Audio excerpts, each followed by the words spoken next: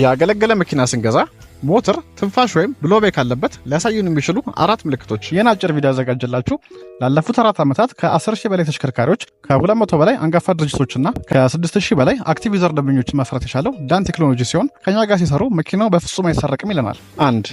በዲፕስቲክ ወይም በሞተር ዘይት መጨመሪያ በኩል ብዙ ትንፋሽ ይኖረዋል። 2. የሞተር ዘይት ይበላል።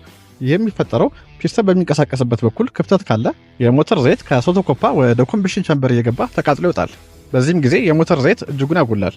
3. ነዳጅ ይበላል። ይህም ነዳጅ በኮምቢሽን ቻምበር ውስጥ ከአየር ጋር በመደባለቅ ፓወር የሚፈጠር ሲሆን ወደ ሶቶ ኮፓ ሊክ የሚያደርግ ከሆነ ግን ቶሎ ነዳጅ ወደ ኮምቢሽን ቻምበር መግባት ይፈልጋል። በዚህ ምክንያት የነዳጅ ፍጆታ ይጨምራል። 4. ጉልበት መቀነስ። ይህም ወደ ኮምቢሽን ቻምበር የሚገባው ኤር ፊውል ሚክስቸር ሊክ የሚያደርግ ከሆነ ራፍ አይድሊንግ ወይም ሚስፋይሪንግ ይፈጥራል። በዚህን ጊዜ ፓወር ሉዝ ወይም ጉልበት መቀነስ ያመጣል። በቀጣይ ለዚህ የመኪና ችግር መንስኤ የሚሆኑ 4 ነገሮችና መፍትሄውንም ጭምር ይዘንላችሁ እንቀርባለን። እንዲና ተመሳሳይ ቪዲዮ ስለቅ እንዳያመልጦ የመደመር ምልክቷን በመጫን ቤተሰብ ይሁኑ። ዳን ቴክኖሎጂዎች ነን።